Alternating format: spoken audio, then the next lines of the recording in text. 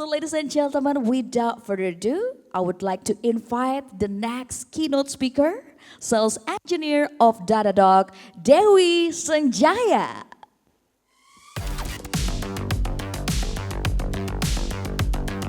Thank you. Oke. Selamat pagi semua. Oh ya, salam kenal. Saya Dewi selaku sales engineer dari Datadog. I'll just do this in English. Today I'll share more about how we can go beyond golden signals to monitor in an age of GenAI. So I think you guys saw the next slide. I just want a quick show of hands if anyone is actively following the FIFA World Cup. Anyone? No? No ball fans here? It's a pretty exciting time because they are going to head into the quarterfinals soon. But I'm a bit disappointed because I was actually a supporter of the Japanese team. And the Japan national team, they actually lost during their round against Brazil last week. But that's besides the point. I want to show a highlight from the previous season's World Cup. So this was in 2022 during the group stage where they were facing Japan. So let's hope this video plays. Yeah. I don't know if you caught that, but there was a moment where the ball actually seemed to went over the line. And this goal was actually very controversial. It sparked a lot of debate because people were arguing that the ball has already gone out and that goal should not have been counted in. We can see from this picture, it does seem like the ball has already went out. It shouldn't be a valid goal. However, if we look at the top, you'll notice that the curvature of the ball is still sitting inside the line by a few millimeters, and therefore it is still in, therefore the goal still counted and it was valid. So a regular referee running around on the field, he wouldn't have been able to catch that. That's why when they made the decision to validate the goal or not, they used what's known as VAR, or Video Assistant Referee. Maybe this is something that you've seen not just in soccer, but a lot of other different sports. When people need to make a decision, they need to rely on multiple data, right? They need a complete view of the field. So how does that look like? The VAR system uses multiple cameras situated at different angles across the field. Not only do we use cameras, there's also a sensor inside the ball actually, as well as the goal line. So they're using a combination of all of these different video feeds, you can see on the screen over there, in order to make an informed decision on what the condition and the situation of the field looked like when the play occurred. So you do need these different angles. You can't just rely on the eyes of one single referee running around on the field. So how does that link back to application?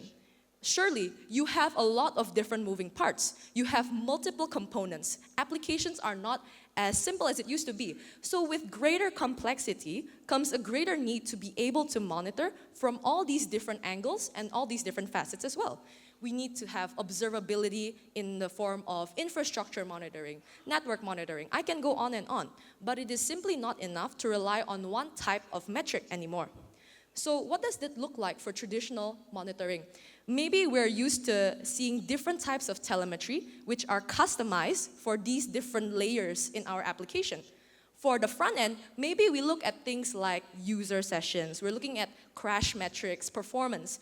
For the back end, we might rely on metrics. We might also rely on the tracing of the applications. And for database, maybe we're paying attention to a different kind of telemetry. We're going to look at things like memory load. We're going to look at things like block connections. So all of these different layers actually have customized metrics for monitoring that specific part.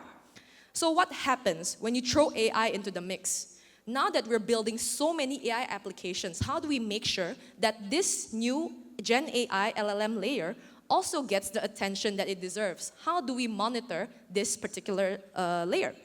Maybe we can go back to the fundamentals. Let's go back to basics. And it's a bit difficult for us to monitor this layer because the behavior of it is such that it's non-deterministic. The same input can create different output every time. You're not guaranteed a same answer, so you need to make sure you're constantly monitoring the layer in real time. There's also variable cost structure. When you talk about the cost of an AI application, it's not as straightforward as more usage. You have lots of different variables. For example, token usage. The choice of your model these all play a part into the final bill that you receive at the end of the month.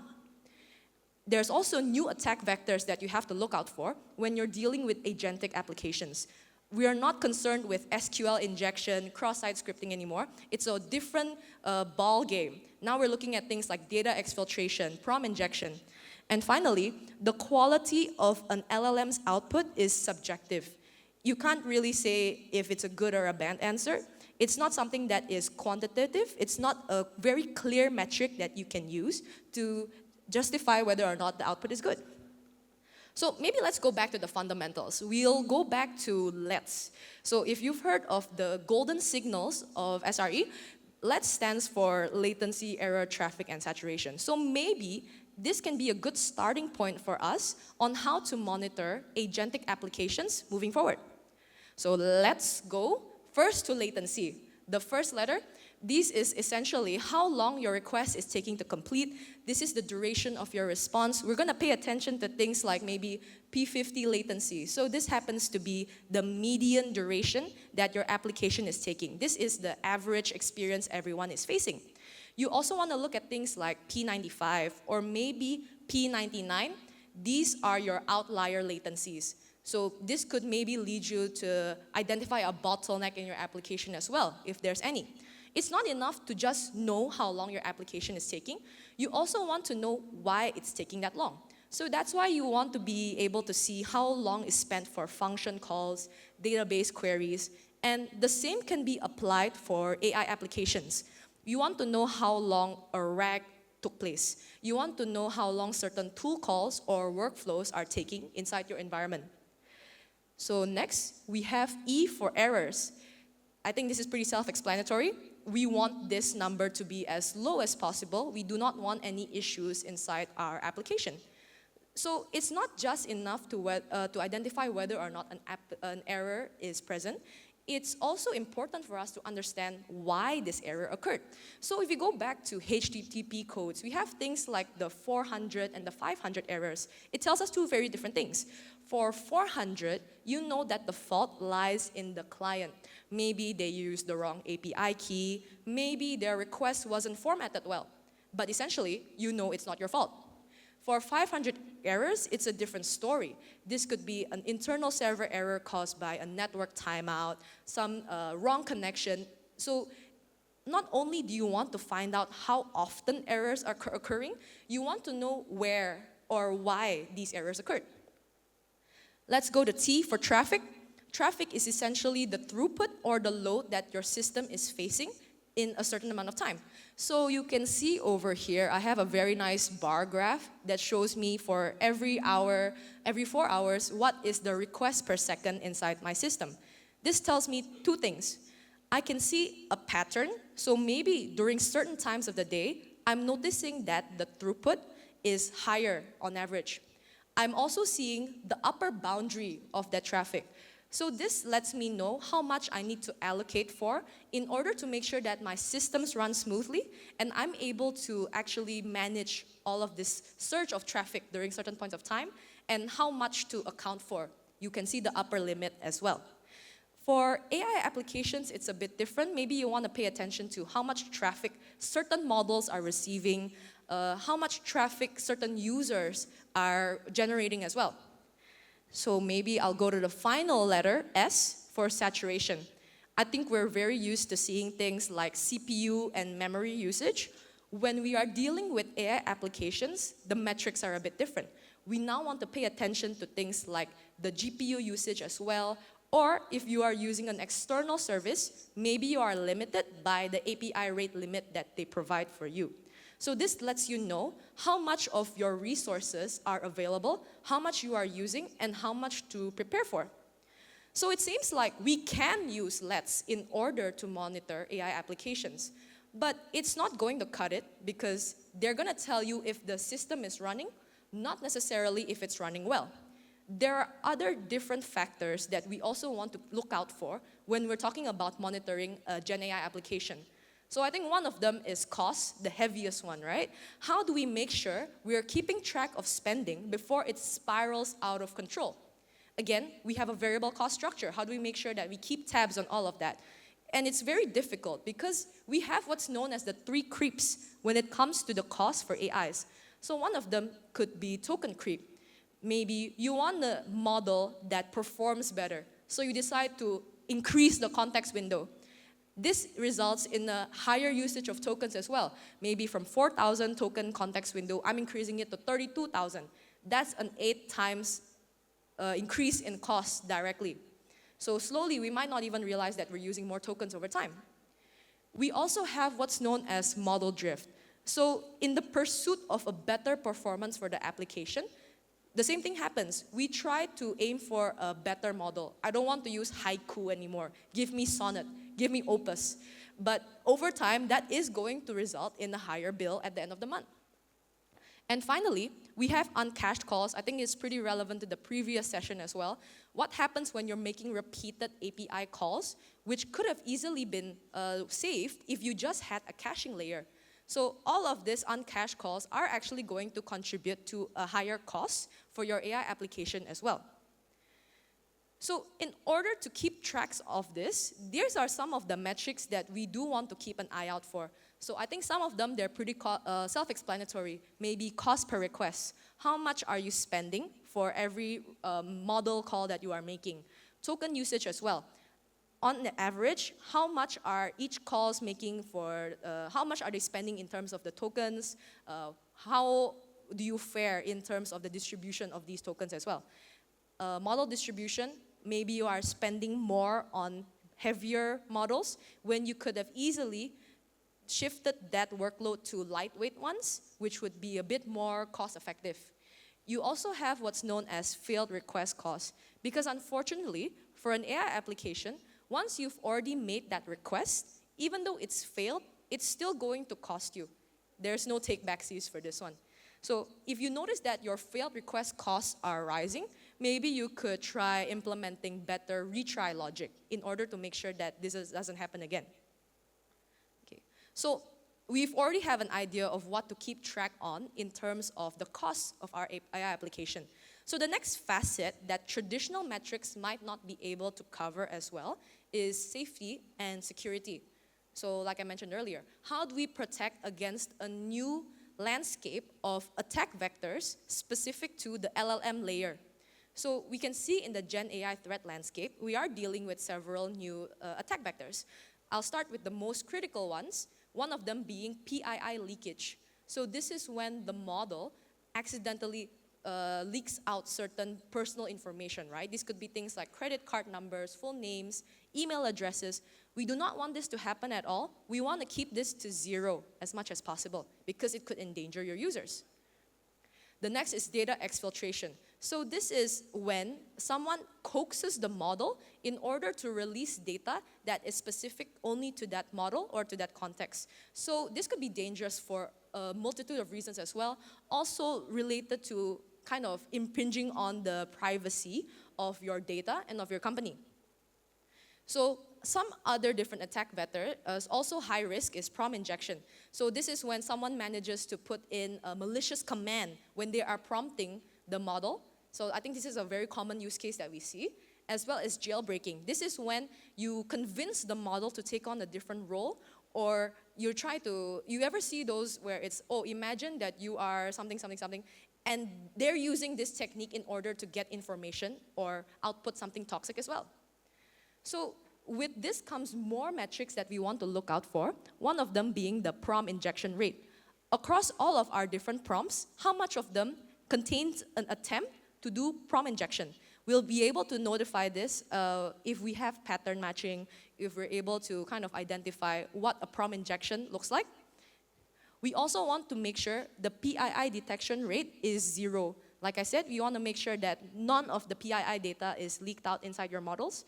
You can scan for sensitive data inside your models, and you need to make sure that you're able to essentially eliminate any instances of this happening.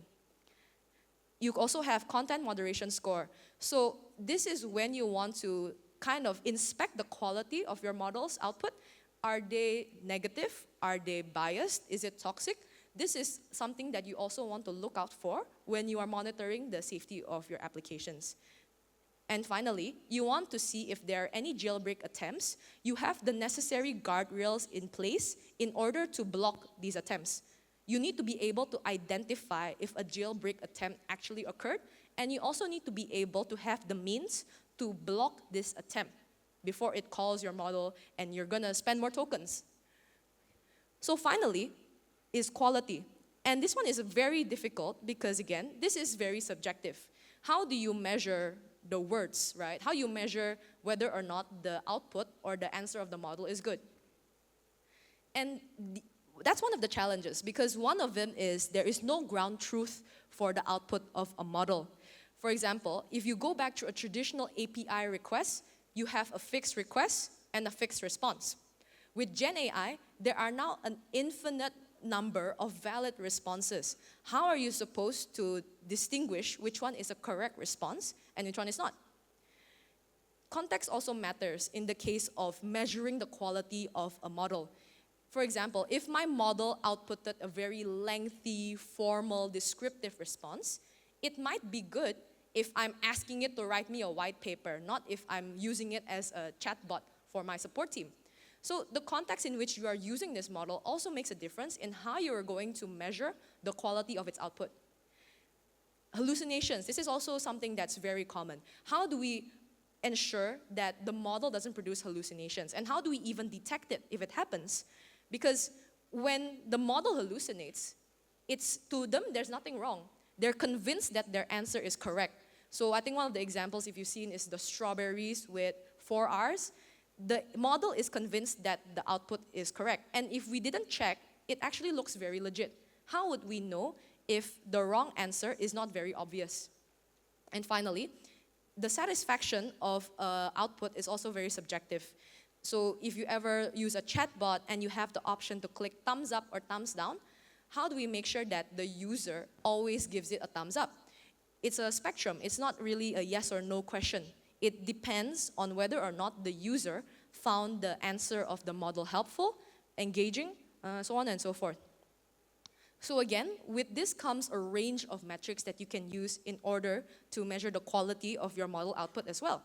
So things like your hallucination rate. Across all of your model's answers, how many of them happen to be hallucinations? Relevance score. Did my model manage to stick to the topic? Did it not sway to a different topic, for instance? Things like the user satisfaction as well, and answer completeness. These are things that ties with whether or not the user is happy with the answer or whether or not it has managed to actually help the user in their question. We also monitor for things like retrieval quality. You want to make sure that when your model undergoes a RAG, it is actually collecting the necessary and the correct documents. So the information that it retrieves is actually relevant to the problem at hand. So now that we have an idea of what to look out for, this is, if I go back to this sandwich over here, this is what we need in order to monitor that LLM layer. We need to use an adapted version of the golden signals, and we need to keep an eye out to ensure the cost, the safety, and the quality of our LLM layer. So I think this is where I would like to share how Datadog can help. This is where we have what's known as agent observability. We're able to keep track of the standard metrics that you saw earlier for things like the error, the traffic, the latency. We're also able to help you monitor on quality and cost. And we also have the necessary features in order to ensure the safety and security of your AI applications, such as implementing sensitive data scanners, as well as AI guardrails. So if you have any questions, please feel free to find us at the booth. We'll be in front over there with the coffee cart. And once again, thank you for your time and attention.